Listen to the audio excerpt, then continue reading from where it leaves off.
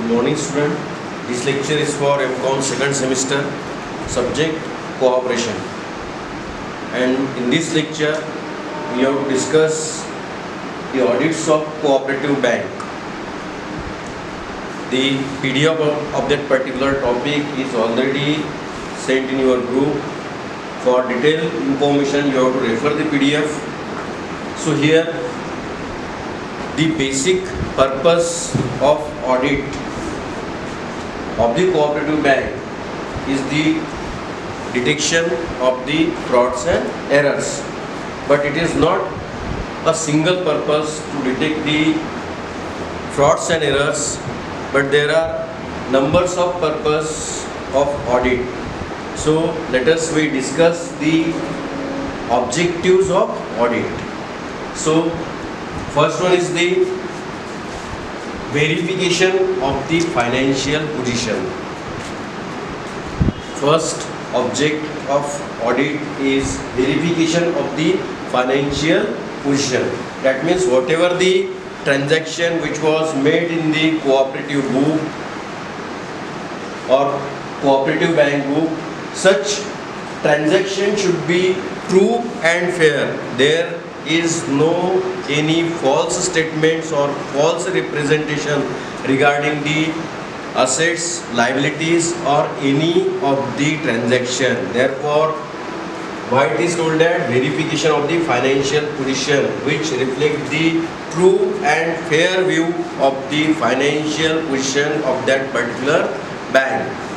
Second one is correct reflection. It should be correct reflected. That means the whatever the asset should be mentioned in that balance sheet, the particular bill of that the asset is to be maintained and it should be reflected in the balance sheet. Such reflection should be there. It is not only in asset, for any purchases it should be clear reflection in the particular book.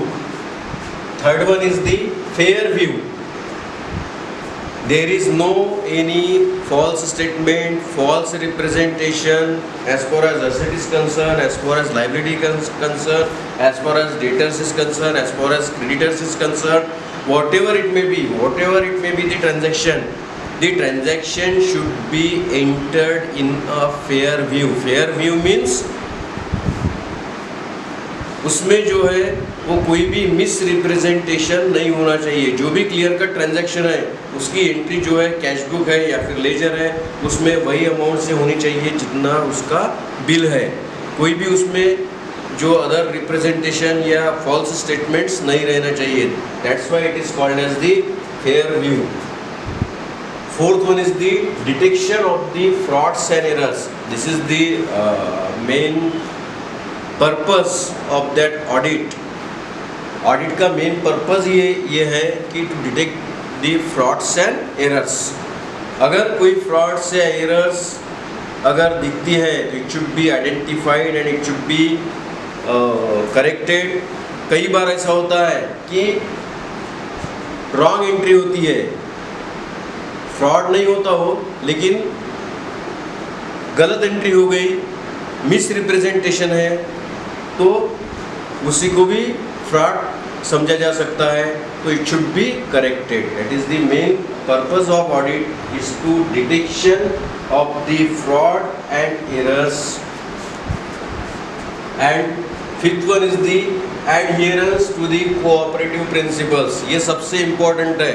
Whatever the books are maintained by the cooperative bank, it should be strictly following the rules and regulations framed by the cooperative society, which is framed by the registrar or which is framed by the state government or which is framed by the central government. जैसे cooperatives में जो authorities है, पहले central government, उसके बाद में state government, उसके बाद में registrar.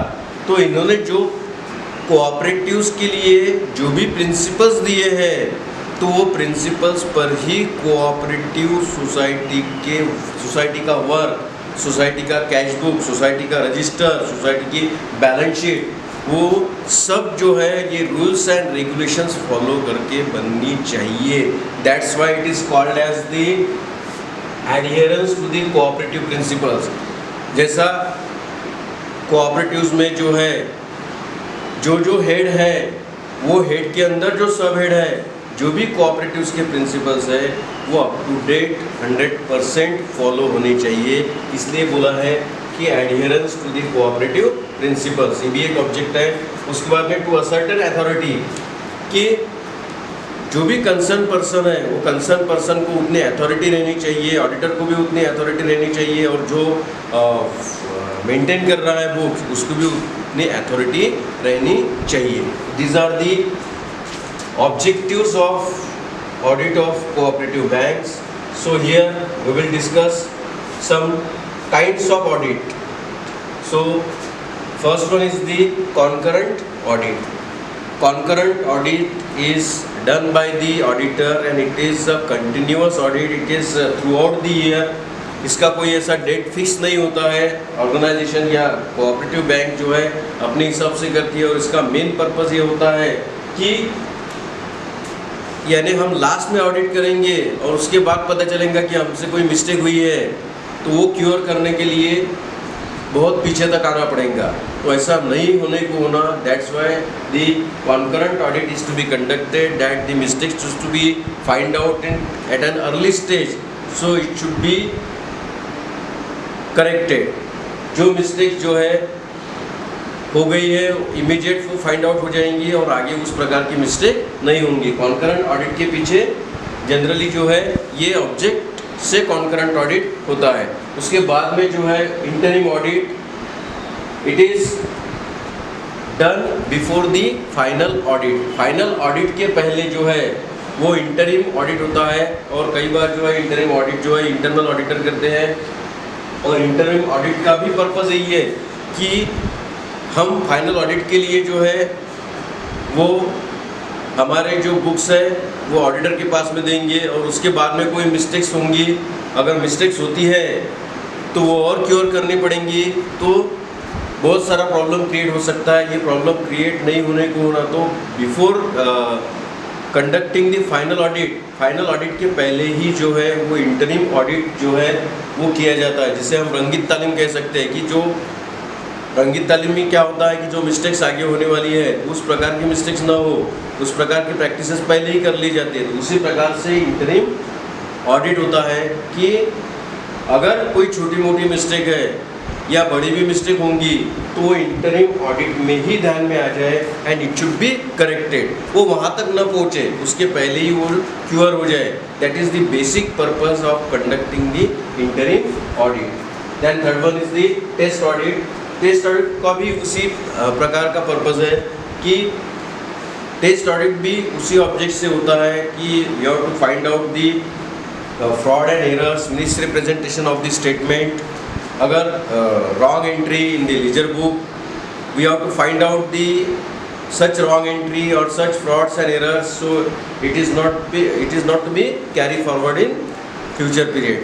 तो टेस्ट ऑडिट में ही वो पता चल जाए कि हमसे क्या गलती हुई है, और वो गलती को सुधारने के लिए, वो गलती आगे न बढ़े, इसलिए वो गलती को सुधारा जा सकता है। अगर ये ऑडिट हुई है नहीं, जैसे कॉन्करेंट ऑडिट भी नहीं हुआ, इंटरिम ऑडिट भी नहीं हुआ, टेस्ट ऑडिट भी नहीं हुआ, डायरेक्ट फाइनल ऑडिट हुआ, और फाइनल ऑडिट के बाद में अगर ये तीनों ऑडिट नहीं हुए तो बहुत सारी मिस्टेक्स जो है वो फाइनल ऑडिट में दिखेंगी, और फाइनल ऑडिट में जो है वो रजिस्ट्रार की तरफ से बहुत सारे क्यूरीज या ऑडिटर की तरफ से बहुत सारी क्यूरीज आ सकती है, और वो क्यूरीज सॉल्व करने के लिए बहुत सारा समय जा सकता है। तो वो सब समय नहीं जाने को होना, बहुत सारी क्यूरीज निकलना यानी भी अच्छी बात नहीं है, तो बहुत कम क्यूरीज निकलने को होना, इसलिए जो है ये पहले का ऑडिट है, जिसमें कॉन्करेंट ऑडिट शामिल है, इंटरिम ऑडिट शामिल है, टेस्ट ऑडिट शामिल है, और उसके बाद में जो नंबर 4 में है फाइनल ऑडिट, जिसको बोला है या statutory audit, which is mandatory for the cooperative banks. पहले तो मैंडेटरी नहीं है, लेकिन सभी कोऑपरेटिव जो बैंक है वो ये फॉलो करते हैं। वो इसलिए फॉलो करते हैं क्योंकि इसमें बहुत सारे मिस्टेक फिर नहीं रहेंगी। लेकिन फाइनल ऑडिट जो है, फाइनल ऑडिट ये मैंडेटरी ऑडिट है, और वो ऑडिट के सिवा, वो ऑडिटेड की बैलेंस शीट के सिवा जो नेक्स्ट ईयर का फंक्शनिंग है वो बैंक का, कोऑपरेटिव बैंक का नहीं हो सकता। और ये जो ऑडिट है, ये जो प्रैक्टिसिंग ऑडिटर जो है वो करता है, अपॉइंटेड बाय दी रजिस्ट्रार और महाराष्ट्र गवर्नमेंट, और ये सब कंपलसरी होता है। और उसकी जो बैलेंस शीट है, ऑडिटेड बैलेंस शीट आने के बाद ही कोऑपरेटिव बैंक जो है वो आगे के फंक्शन अच्छे से कर सकती है। तो आज के इस लेक्चर में हमने ये ध्यान में रखा है, आपको ये ध्यान में रखना है कि audit of the cooperative banks में ऑब्जेक्टिव्स जब भी पढ़ेंगे तब एमसीक्यू के हिसाब से भी देखना है, लॉन्ग क्वेश्चन के हिसाब से नहीं, एमसीक्यू के हिसाब से। तो उसके क्या क्या ऑब्जेक्ट हो सकते हैं वो ध्यान में रखना है। एटलीस्ट पॉइंट तो भी ध्यान में रखना है कि verification of the financial position, correct reflection, fair view, detection of the fraud and errors, adherence to the cooperative principle to a certain authority. Kinds of audit में भी ये तो ध्यान में ही रखना है पॉइंट कि कॉन्करेंट ऑडिट यानी काइंड्स ऑफ ऑडिट में interim audit, test audit, final और स्टैट्यूटरी ऑडिट।